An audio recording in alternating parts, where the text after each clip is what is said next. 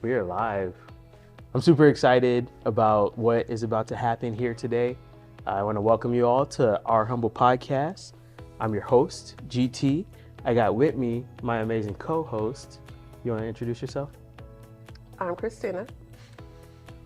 Nice. And we're super excited about what's going to happen here today.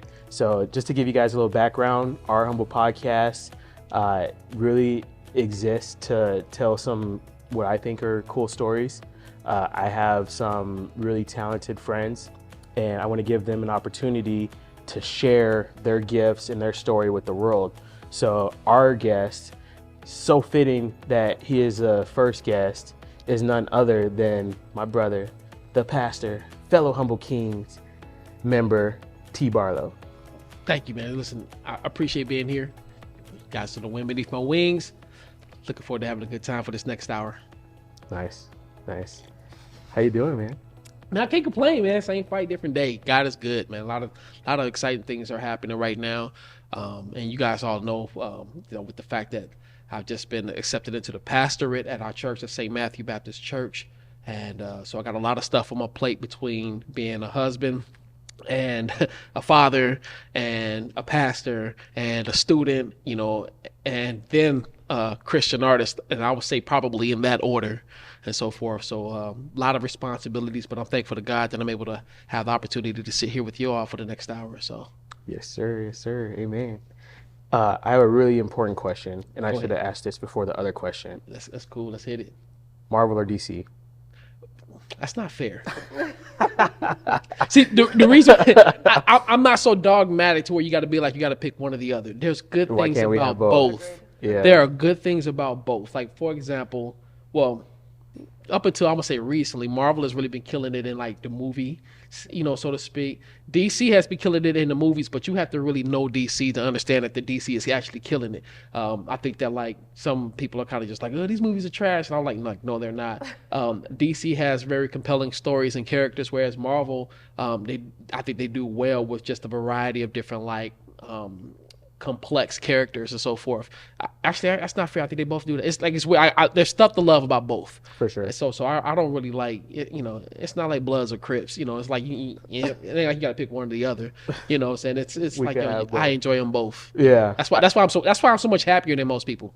Yeah, because I know how to balance it. You don't have to take a side. Right. Simple life. Yeah, indeed. I'm all about peace, man. Like how can we make this all fit? It's right here. The fact is, they exist. Let's enjoy it. Yeah. For sure. I wanted to make sure I asked that question because in our conversation yesterday. Yeah, I know why you did that. and you probably thought that I was going to be thrown for a loop, but no, you got to be quick on the dime, man. That's how we do it at my humble podcast. I thought it would be a good icebreaker question for the audience, and to actually, that kind of dives into a little bit of who you are as a person, right? Yeah, man. You can argue that definitely because let's face it, comic books kind of had a little bit of a profound impact in my childhood, right? And so, like coming up, my father turned me on to comic books, and I would read these things. Yeah, and I didn't. It's kind of hard. It's weird, man, because I had friends, but I didn't really have friends. I had friends that I would see at school, and I had friends that I would see at church, but I actually spent a lot of my childhood at home alone. I was a latch-key child. I woke up, my parents was already gone. My father was a truck driver. My mom she worked wherever, I think First National Bank. I think she worked in the Whitman Tower back in the day when we first moved here from Chicago back in the 90s, right? So I would wake up, they would be gone, and I would get myself dressed. I would leave, and I would go to school. This is in the 4th grade, by the way. Leave, I would go to school. I would come home, let myself into the house. My mom is not there yet. My father's still out on the road, whatever. And I have to kind of fend for myself. And so the way that I would entertain myself was through video games, comic books, toys. That's how I would entertain myself. And so it's that's the childhood portion in a nutshell. And so comic books and latchkey. Comic books, latchkey kid, video games, music, like the radio. Back in those days here in Omaha, we didn't have a black radio station. Sweet 98 was it. 98.5 was where you would hear your R&B if you were looking for it. Legit. That was the only place that you can go to hear it back then. So I would get doses of In Vogue and maybe some TLC or whatever and some Whitney Houston or whatever, right? But then I would also get exposed to like some Red Hot Chili Peppers and who else? Mr. Big. I don't even know if y'all know who Mr. Big is. Somebody out there. Is he the one that was part of that It Wasn't Me song? No. What? That wasn't Mr. Big? No. Oh my goodness, no. Okay. Yeah, that's gonna be on TV. Hey, that's okay. Nah, Mr. Big. Honestly, I don't even know if Mr. Big was one person or if they were a group, because when you watch the video, it's a bunch of long-haired white men and acoustic guitars and stuff like this. And the name of the song was called "To Be With You." Let me be the one to be with you. Nope. Yeah. See, you know, I was saying, like, I was exposed to music like that, and I as much as I hated it, I actually gained an appreciation for listening to all different types of music, and a lot of that kind of plays into today, to like who I am today. Yeah. Spotify playlists. Yeah. Well, I don't really be on Spotify like that. It's Apple Music over here. Yeah. Nothing against Spotify, but I just don't want to pay that when I got Apple. So, but like my Apple playlist is crazy because it has some of everything on it. I've learned to appreciate. I just learned to appreciate differences. That's why, like, when you ask a question like Marvel or DC, it's like, no, why not both? You know, that's the world that I live in. Yeah. You know, and so I learned to like find something dope about everything. And it actually spills over into how I look at people. Like, even like some of the most annoying people on earth, there's something dope about them. You just gotta watch and just kind of just give them time, like fill them out and so forth. And that helps because it allows me to work with like anybody at any given moment. Now, granted, they may be annoying, and yes, there may be other people that I'd rather work with. But like, if I'm put in a situation to where I had to work with them, I've learned how to adapt to actually work with them so we can get the job done. And I think, like I said, a lot of this spills over with the fact that I spent so much time alone. You know what I mean? You just want to be around people. Yeah, indeed. While at the same time, like even like as an adult, I actually find some comfort in being by myself at times. Okay. So it's like I could be comfortable. Like, and I think a lot of men are like this. Period. You know, like where like if you have a family, and you know have a woman, you got kids in the house, you don't necessarily have to be doing anything with this woman and kids. You just want them in the house because there's like a comfort factor knowing that they're there, right? But like if everybody left, it's like, bet it's cool, it's whatever. I'm chilling. I'm in the house by myself. But like I get a comfort in knowing, like in hearing my kids like in the other room, or hearing my wife yell at them, whatever the case may be. Like I'm just in this room, it's like family, so forth, right? Yeah. But like at the same time, there are times where like for my birthday, people always ask, well, what are you doing for your birthday? Like, I just kind of want y'all to leave me alone. Because, every Tuesday night is like my alone night. I go to a movie, a $5 movie, on Tuesdays. Every Tuesday? I didn't go last Tuesday. Okay. But that's kind of been like my practice lately. It's like, if there's something planned, if there's something that I want to see, and these past few weeks, movies have kind of been dropping. So it's like I would go by myself. Like after my family is all cool, calm, collect, y'all in the bed, cool. I catch the latest show and go be by myself. Why? Because I learned how to spend some alone time, which I think is very valuable. But at the same time, I love being around people. And I kind of cherish it because of the simple fact that like I spent a lot of time alone, and that really wasn't, as a kid, it was like, oh man, this is boring. I got to do something, which is why I used to have imaginary friends. No, but get this though. My imaginary friends were my kids who came from the future to come and have adventures with me. I had about 5 of them. So did you name your kids today? No, I didn't. As a matter of fact, to this day, I can't recall what I named my kids. But they would come back in time. They would play with me. It'd be me, them, and the Ninja Turtles, and we'd go off and have a blast. Like that's exactly how I can't remember any of the adventures, so-called adventures we would have, but that was me. Which brings me to a point to where like for me, one of my greatest dreams was having a family, right? So being married, having children, and so I always tell people now, like I'm at a place, God forbid that it happens, but like if I was to die, just know that I'd be dying a man who feels accomplished. Feeling accomplished isn't about like having an unlimited amount of money in a bank account or having a bunch of things or even being able to travel the world. All that stuff is fantastic. I'm not knocking that. I'm not knocking anybody who has those for goals. What I'm saying is that I've often found riches in the relationships that I have, and the people that are in my life. And I think I can attribute a lot of that to the fact that both of my parents, although they worked hard and, it seemed like they were going quite a bit, during that particular season or whatever, they were actually very present parents. And I learned a lot from watching them. About having relationships, about my father, who was a deacon, or who was a deacon at first, who basically grew into the position of being a preacher, and then grew into the position of being a pastor. He showed me, he modeled what it looks like to be a servant leader, so forth. So it's like there's a lot of good things that I picked up from like my parents that allows me to look at relationships and place their appropriate value on these relationships. That's awesome. Yeah, so love is a big thing for me from them. Yeah. I feel like you answered the question that I had with that, but if you have anything to add, just kind of curious. You say you feel accomplished now. If you feel like you've accomplished something significant, how do you like continue to have something to aspire for? That's a good question. I'm glad you asked that. I mean, because like for example, if I accomplished having a family, right? Well, now I got to accomplish successfully raising these children. Right. I gotta accomplish teaching them how to be loving. I gotta teach them how to be forgiving, how to be graceful. I gotta teach them, how to direct your farts at your sibling correctly. You know what I'm saying? And which farts to trust. Like there's a farts to trust. Right? You know what I'm saying? Like it's there's at this point now the accomplishment is going to come in seeing them become successful. And you find yourself doing things that as a kid, sometimes you always be like, I never do this to my kids. Well, no, if you love them, you're going to do it. You're going to be a little strict, just a little bit, not overly strict, but enough to say like, yo, dummy, I'm trying to save your life. Like don't do that. You can't, that's not how this works and so forth. Even like, or that's just the kids. Like even for my wife, to be accomplished, something for me to push forward is making sure that she feels safe, cared for, provided, poured into, loved, cherished, valued, like all of those things. Like those are my next accomplishments. And what's dope about all of this, that's a day-by-day thing. I can accomplish it for today, but I still have to accomplish it again tomorrow. So I always have something to aspire to. There's always like and again, some folks may be like, well, okay, well, love don't pay the bills.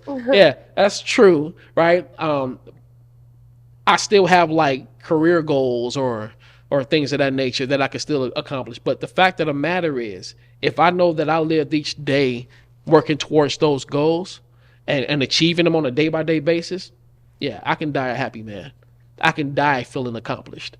God forbid that happens right now. I'm just saying, if that were to happen, you can know that I'm resting in peace for real, and so forth. Okay. I don't know how my family gonna do without me, but I'm just saying, they might miss me a little bit. But, a little bit. Yeah. Like a lot. Yeah, definitely. We'll miss you too. Yeah. Well, you know what? We talking like I know I'm dying or something. So let's stop. Let's switch paces on our humble podcast. And you're older than us, so we could expect. What? Dang! Is that what we're doing on our humble podcast? Quickly. Yeah. Shots fired. Yeah. Oh my goodness. All right. Anyway. Anyway, one of the things, I talk about like what my parents have taught me, if we get into like the artist aspect of this now, right?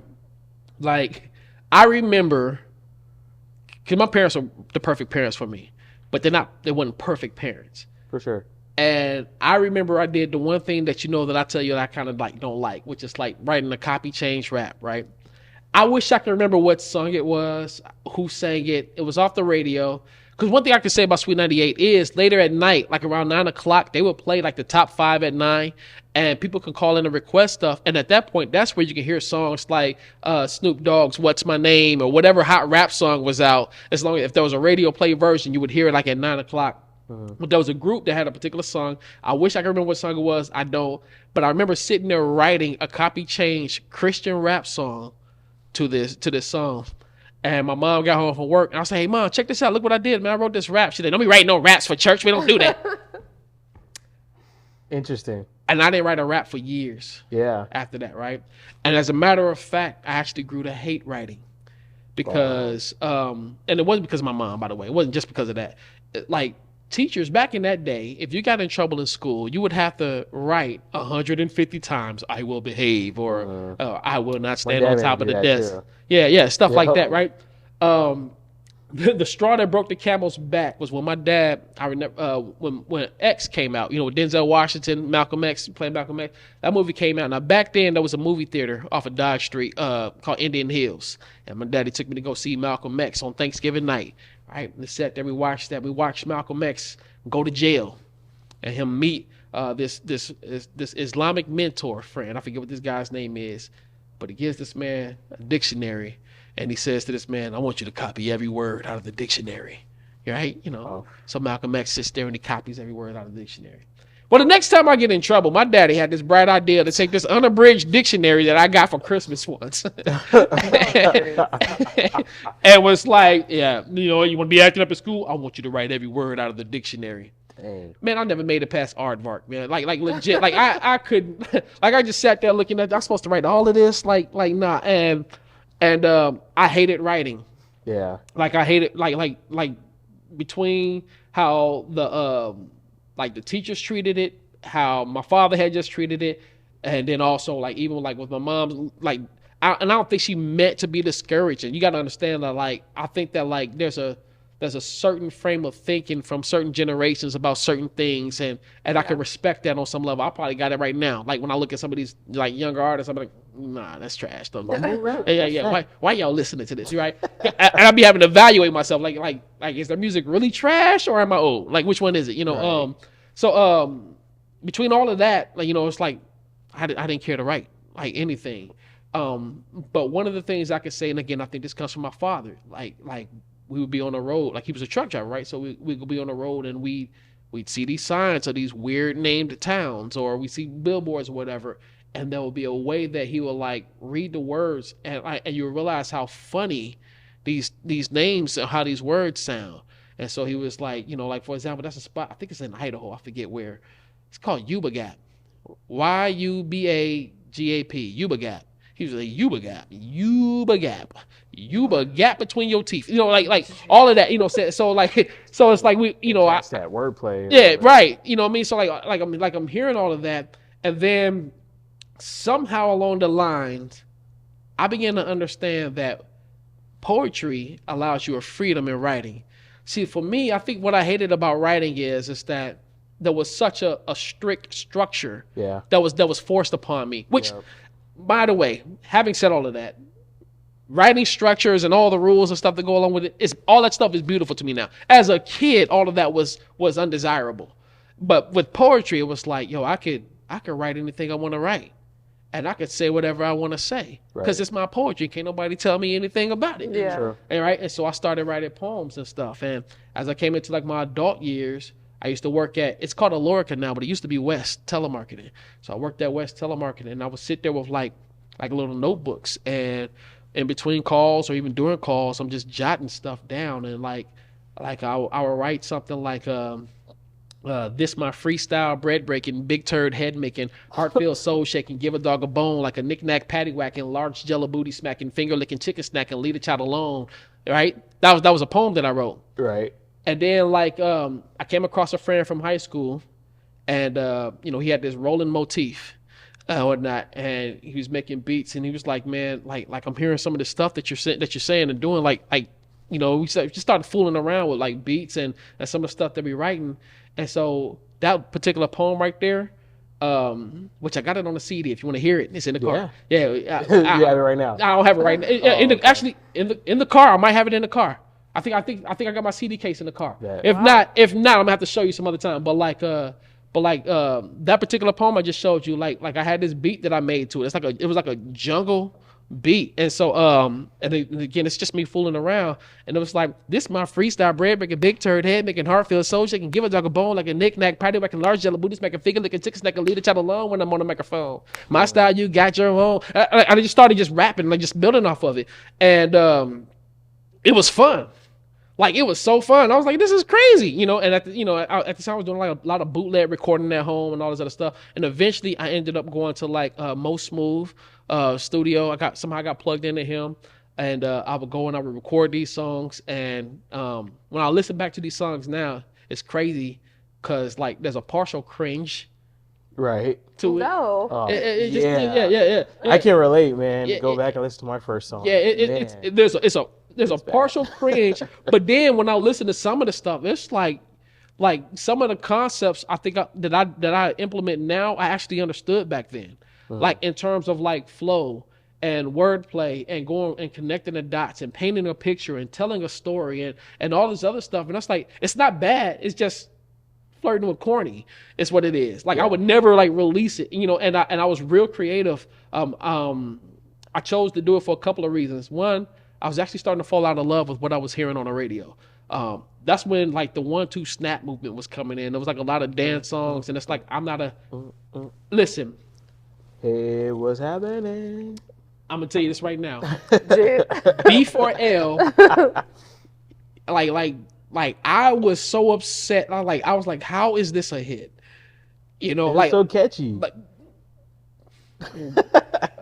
you say catchy, I say annoying. Like with me, when I hear music that I can't stand, I physically get thirsty. Like I don't know how to explain it. Like my mouth dries out. Like it's like I don't know how to explain it. Like I am affected physically. And I think what made me mad is because when I was listening to like that particular beat, and like I was listening to some of the beats that I was making. I'm not saying that I was like Timbaland or Swiss or anything like that. I'm just saying like I felt like I put a lot more thought and care into how I was crafting the beats. And then I hear this blink, blink, blink, blink, blink, blink, blink, blink, blink.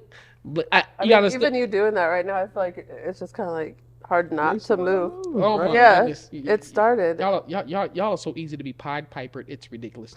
No. I feel like it's just grown though. Like I mean, look at where we're at now. Like TikTok dances, like dancing just. Don't even get me started on it. That's a okay. whole philosophy behind that. But I mean, like and then like the lyrics was just like, oh, this is just, I don't know, like it bothered me. I wasn't there. Like, and I guess really for me, I was the type of person where like I wanted the music to not just entertain me, but also feed my intellect. Oh, definitely, yeah. Yeah, it kind of like pushed me to like, man, I want to make my own music because like I love music. I want to listen to music. I want to hear this, Great. you know, and so forth. And so I started writing, like, you know, just crafting a lot of songs. And my first like album or what have you, or like project was called Lunch Money. Right. The reason why I called it Lunch Money, because it was like, yo, I'm gonna eat off of this one day. Like that was my mentality. Nice. You know what I mean? And that the inspiration behind that though came from like one of my favorite groups growing up, which is the Lost Boys. See, the Lost Boys had an album called Legal Drug Money, right? Which, you can take that in a couple of ways. It's like, wow, are they talking about the pharmaceutical? No, like, no. What they were talking about is the fact is that music is the safest and most used drug in the world. So as they're peddling this music, they're making legal drug money, you know, and so forth. And so so my whole Lunch Money concept was kind of inspired by that, you know, and I thought you were gonna say it came from 50 Cent, that clickety clank, the money falls into my piggy bank. Yeah, I just found that song last week. Yeah. 50 around that era was a monster. He was something different, man. So when you started writing, was that around that time or like? Yeah. So we're talking like really like when I started writing poetry, we can say like 98, 99. When I started writing raps, we can say like 2002, 2003. Okay. Because this is around the time where Bree was kind of coming up, and what was dope about Bree was like listening and watching, like she was there for all of this, like in her earliest years. So like, you know, you think about like how like if you ever heard beats, I think I showed you sometimes beats that Bree have made. You understand, like She's a beast. Yeah, Man. I absolutely hate that she doesn't want to like pursue it. Really? Right. You know, but I love that she doesn't want to pursue it because she doesn't want the fun of it to die. Like she's having a blast doing what it is that she do. And it was so weird. And back in the day, this was a different time. I'm not promoting this. Back in the day, we used to smoke weed, and then we'd get my daughter, we just put her on the keyboard, and she knew how to find the beats, put beats, and she would just get on there and start doing stuff, and we'll be listening for stuff that makes sense. And there's been a couple of times where she had done things that make sense, where I'll be like, okay, I'll move her out the way, and I try to mimic it. Wouldn't have made a beat off of that. Okay. You know what I mean? Like that was that era. That was that time. Like she just naturally had it. Yeah. She got. I bought her a drum set when she turned 4, I think. and she would get on the drums and she was doing this beat. And I remember my boy Greg, he was just sitting there like she was doing this beat, and all of a sudden he started going chain, making money over here, because that was the beat she was doing, was that Missy Elliott beat. He was like chain, making money over here. And she was just holding it down like in a pocket, like she just had it, man. That's awesome. And so that was a good time. Like this is like the early stages of me like writing, and then around about 2007, 2008. I saw this man speak. He came to Omaha. His name is G. Craig Lewis. G. Craig Lewis has this campaign. It's like a cash cow now, but back in the day when he first came out with it, it was like really like deep and profound stuff. It was the truth behind hip hop. And so he started talking about how hip hop is so demonic, this, that, and the other, yada, yada, yada. His message was so compelling to where, I mean, he talked about everything. He even talked about like how like he was like dreads are demonic, right? I had dreads at the time, and the night that I heard him speak, you cut him off. I went right home, had cut him off like right away. Threw out all my CDs. That's crazy. And wrote off hip hop like it was nothing. Like 2000, it's like 2008. Stopped writing, and then but this is a hindsight being 2020 type thing. Real quick. We got to wrap this one up. For those watching, this is a 2-part interview. So we're going to wrap up this interview for the first section, and then we'll come back. We'll get into the rest of that story and kind of get into what you're doing these days. We talked a lot about... Indeed. This is actually a great part to break, too, so I like that. Nice. Yeah. Awesome. Well, thank you guys for tuning in, Our Humble Podcast. It's been a great first episode. Thanks again, T, for being here and helping us with getting started, man. Hey, listen, thanks for having me. I love this, man. Appreciate this. Awesome. Do you want to say bye? Bye. Bye.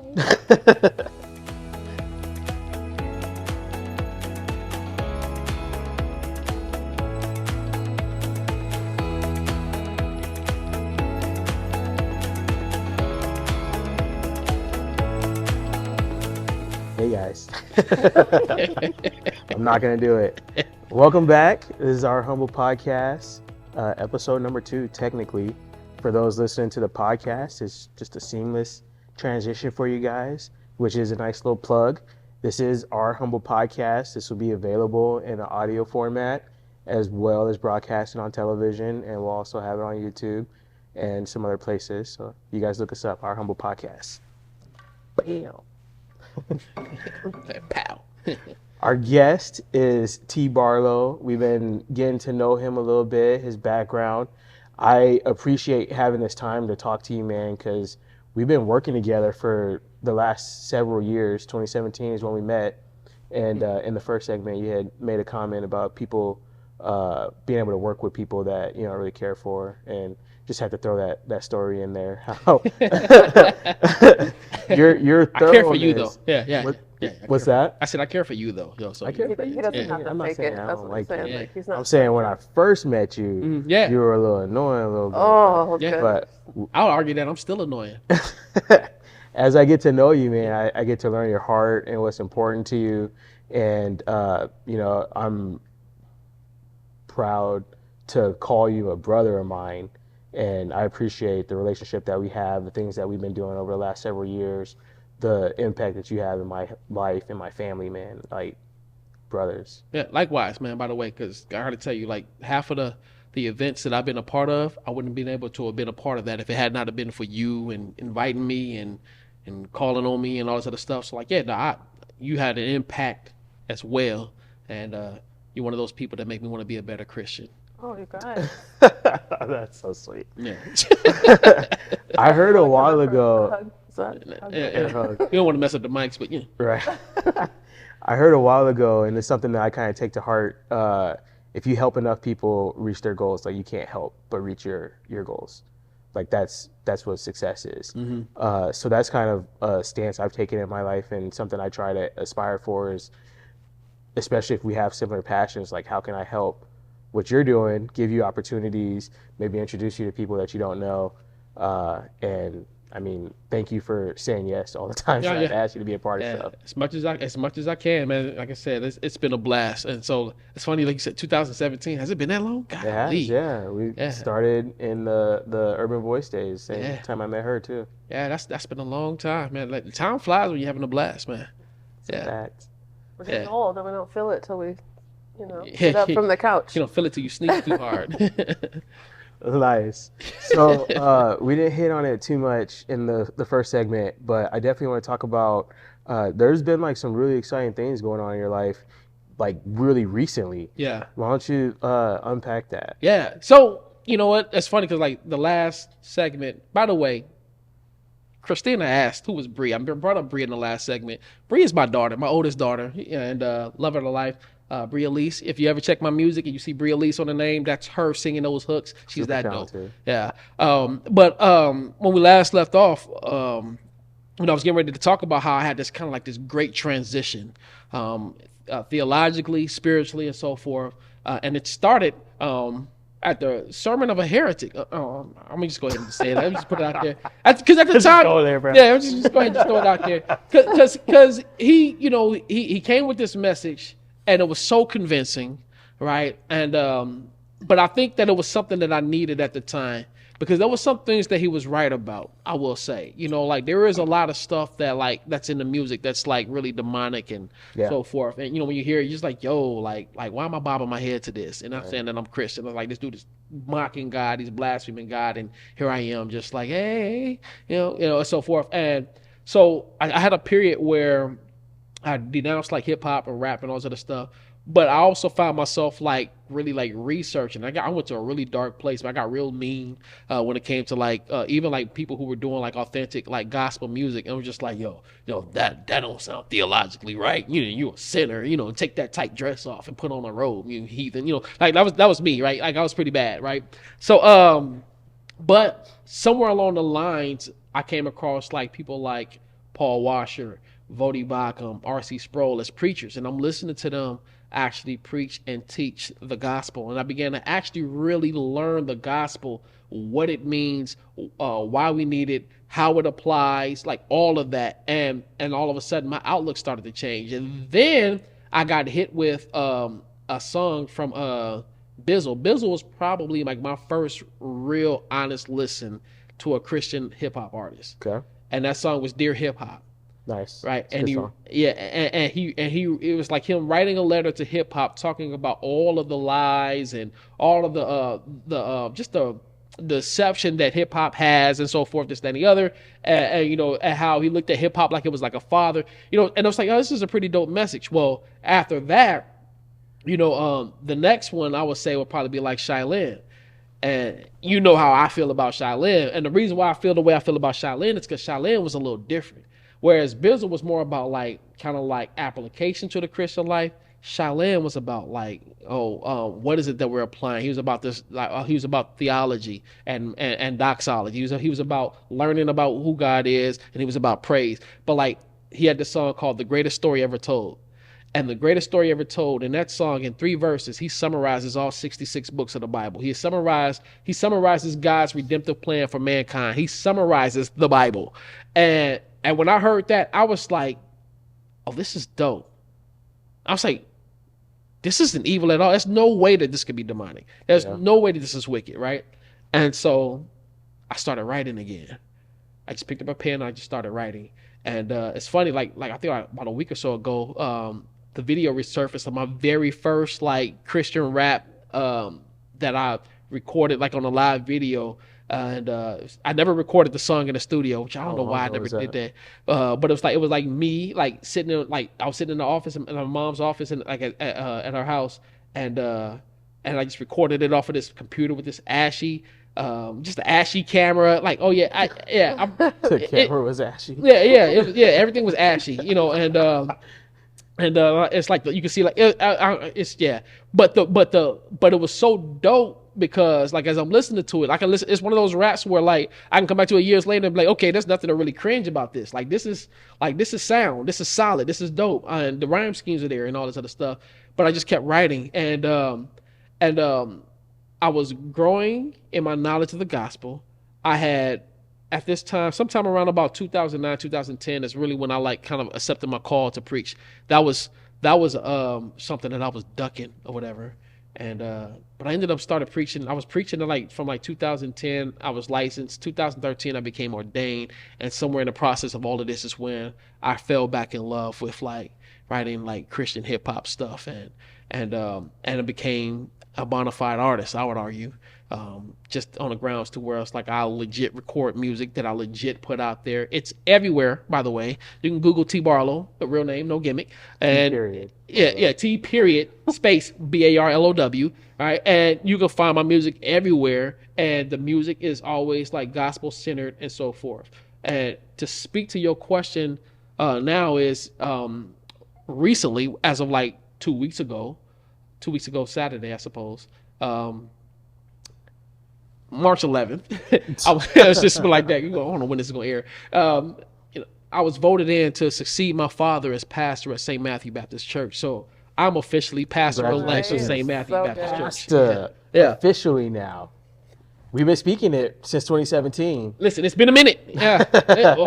It's been a journey, man. I didn't think they wanted me. I'm just going to be honest with you. I didn't think they wanted me. But that's how I believe.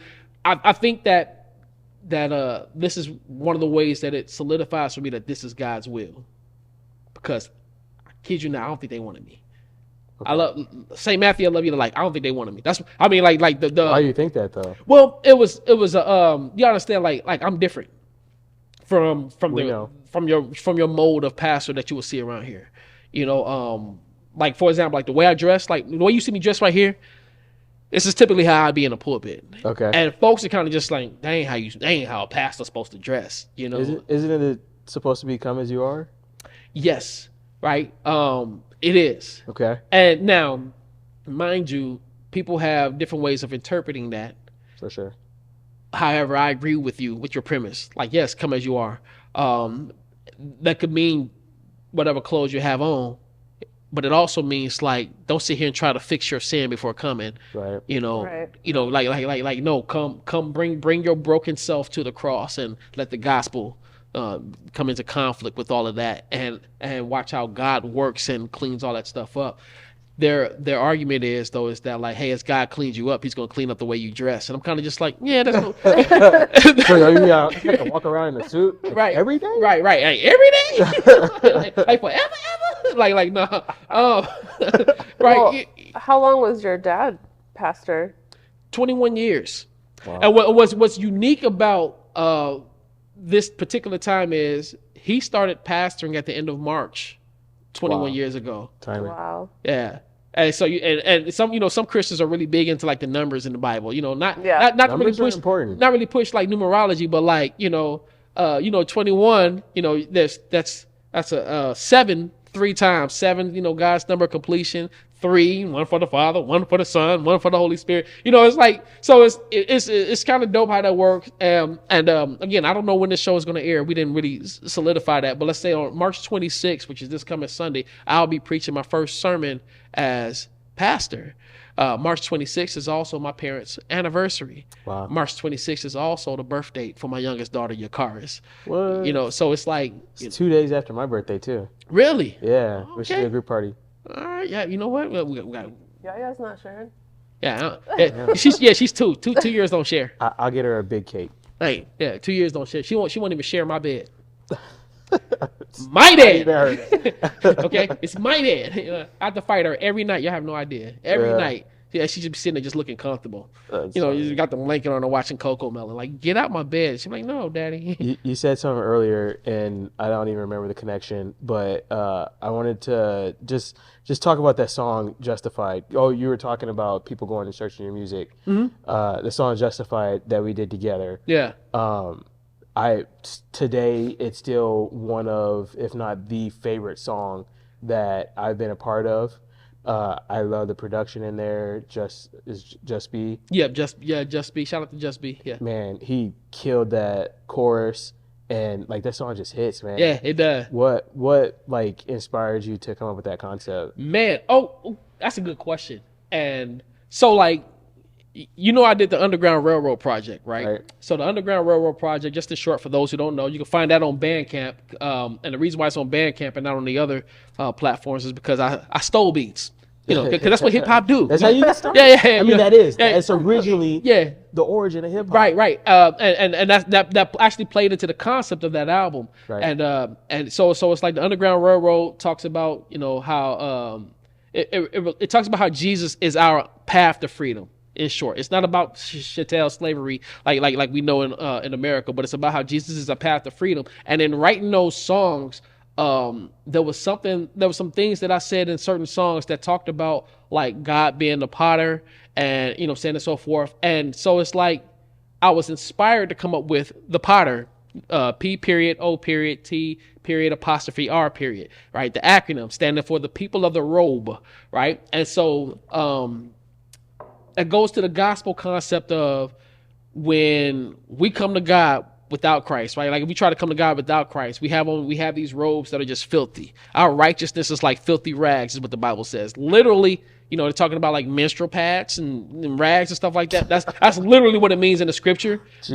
But like that's what our righteousness is like. Okay. And so when you have Christ come into when there's Christ in the picture, by God's grace, through faith in Christ, those menstrual rags come off. They were put onto Christ, and he suffered the wrath for that. But in return, he gives us his righteous robe. And because of that righteous robe, we're able to stand before the Father justified, declared right before God. And so that particular song deals with the concept of justification. Justification by faith is one of the most important doctrines that a Christian should know and understand, because that's what it refers to, like our legal standing with the holy God, the one who at the end of it all is going to bring judgment, right? And either you're going to be judged by the merits of Christ, or you're going to be judged by the merits of your sin, right? Either, and so that's what that song really like. It just brings us face to face with that God gives us justification based upon the merits of Christ alone, and it's his righteous robe that allows us to come into the Father. So that song was inspired. Like it was so. I remember I was going to a job. I was working security at the Guacamaya, I think is what it's called, whatnot. And I was going through beats, you know, where I normally go through beats when I heard that beat, and I was just hearing that, and then like even like that a hook. Like if you go back and you pay attention to that hook, like there's something in the background that goes dun, dun, dun, dun, dun, dun, dun, you know, and so that's how like, you know, I started writing like Justice part to it, you know what I'm saying? And like along like I was just, because I was just hearing that, and then yeah, I mean it just kind of just all like flows. I don't know how to explain it, but like you just sit there and you kind of just think about it, what makes sense here, what's going to sound dope, you know, and yeah, man, it was a fun song to write and record. I wish productively though we did more with it. Definitely. Yeah, but like now that's what's taking so long now with part 2 is because like now I want to go back in, because I keep going back in. It's like, hey man, drop this beat here, you know, bring this bass back in. Yeah, turn them volumes up. I'm turning it into Kanye. Do the Lil Wayne thing with like, it's coming, y'all. It's gonna be this date, and then don't release it. Be like, oh, y'all gotta wait. Sorry for the wait. Yeah. No. Just build that anticipation. You know what's funny? Everybody who has listened to that album keeps asking me, man, when's that part 2 coming? For real, man. You know? And see, yeah, so all 10 people are just hitting me up every day, just like, man, when's that? when's that part 2 Definitely coming? more than 10 people. Yeah. You know, it's I don't know how to explain it, man. Like I feel like this particular project was supposed to be like really like originally like maybe like 8, maybe 10 songs tops, and it grew into like 21. Nice. It's like I just kept getting inspired to hit on certain different aspects, and so like now I got all this stuff written out. I got most of them recorded. Everything's recorded for part 2, right? It's just all mixing and mastering now, because, and it's like I'm putting so much energy into the mixing and mastering of it, because I believe that this might be my last album as a solo artist that I do. Like I think I'll do like stuff with other folks or whatnot. But I believe that this might. The reason I said I believe, because I said this about the Underground Railroad Project. Yeah. And I was like, man, this is gonna be my last little no, like, and then the part came and said, all right, well, I'm just do these 8 songs. No, it turned into like 21 songs, and it's like, so I had to split them up into 3 parts, because I want people to be able to pay attention to the music. And what's dope is the way that it kind of came out is it's like, yo, these 3 parts feel like they tell like different aspects. You got the potter, which introduces the concept of God being the one who forms us and the one who saves us. And then you got the part of part 2, the walk, which deals with our Christian walk. And all of the challenges that come forth and the hope for the promise that we have at the end. And then part 3 is the potter's house, in which, like at the end, when it's all said and done, how we're all part of his family, how Christ left to go and prepare a place for us. And when it's all said and done, there's the consummation. And all 3 of those sit together as one long systematic theological presentation through hip hop. And the Underground Railroad serves as a prequel. Nice. To all 3 of those. So yeah, that's pretty dope. Yeah. I was listening to the first part 1 the other day in the car, and I noticed that the artwork is kind of built out like the Spotify. If you build a Spotify playlist, they have like the 4 quadrants. Uh-huh. Did you do that intentionally? No. That was an accident. That was that's what Bob Ross would call a happy accident. Nice. Yeah. I did not notice that. Now I got to go back and look at that. That's pretty dope. Yeah, it's pretty dope. I thought it was really cool when I figured that out. Yeah, I've been keeping the artwork fairly simple, because for one, I'm not saying that I'm cheap. I'm frugal. So it's like I'll do the graphic work myself. Yeah. Listen, I got a family to take care of, man. Sure. You know, so and that's another reason why this thing is taking so long, is because it's like, okay, man, do I want to feed my kids or do I want studio time? Feeding my kids is going to trump, right? But you know, like I been real simple with it, but like still kind of intentional with what it is, and like I'm communicating something, you know, and so forth. But like you know, like even like I think on that first project, you see like a combination of my face and like a sculpture, right? You know, it's like what is that? Well, because I'm talking about how God forms us and so forth. The second one, it's the walk, but it's like you see just me, and like everything else around is just like white, and it's so it's like really like it's me communicating, walking in the light, you know, and so forth. And so I don't know what the third one's going to be yet. I haven't gotten there. I ain't gotten that far. But so if people want to support your ministry, support your family, how can they do that? How can they get in touch with you? Well, I'm everywhere. At TDEIBARLOW on Twitter and Instagram. If you type that in on Facebook, you'll get my artist page, in which you can inbox me from there. T Barlow is the artist page. T space DEIMARIS Barlow. It's me on Facebook. You can reach me there, or you can just straight cash at me. $TDEIB. That's my cash app. You know, those are the ways right now. I will tell you this. I took the position as pastor, with the, and I told them, it's like, hey, I'm going to be responsible for raising my salary, because I have a small congregation right now. My congregation is about somewhere between 12 to 15 people, give or take.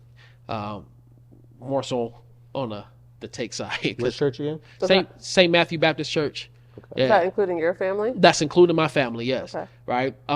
They cannot, as a congregation, afford me. They can't afford anybody, really. And the reason why I say that, it's not that I'm like no, I have a household that I have to take care of. Right. I have, you know, wife and kids and so forth. So it's like I went in saying like, listen, I don't want to be a financial burden to y'all right now. It's my responsibility to raise my own money. So I say this to say that you can also support by donated to St. Matthew, because when that money, but you'd have to specify like what you're donating for. That money will go to St. Matthew, to where they pay my salary. Any money that gets donated for my pastoral work goes to St. Matthew, and St. Matthew cuts that check. So because I am employed by St. Matthew, but it's my responsibility to raise my own money and so forth. So like, yeah, I'm on a mission for that. And by the way, the salary that I set for myself, I don't know if I want to just say it. Anyway, I'm going to go ahead and say it. Bump it. I put myself at a salary that puts us at right above poverty level. Because, just because. Like at this point. Yeah. I got a full house, but it's you know, like I said, like nobody comes into the pastorate looking to get paid fat. Yeah. Right. Now, I'm not saying that pastors shouldn't make a lot of money. And honestly, I think no pastor really gets paid what they're worth. I think there are a lot of pastors out there who get into it for the wrong reason, and they're swayed by money. Quite frankly, I have a genuine love for people. I have a genuine love for the congregation at the church.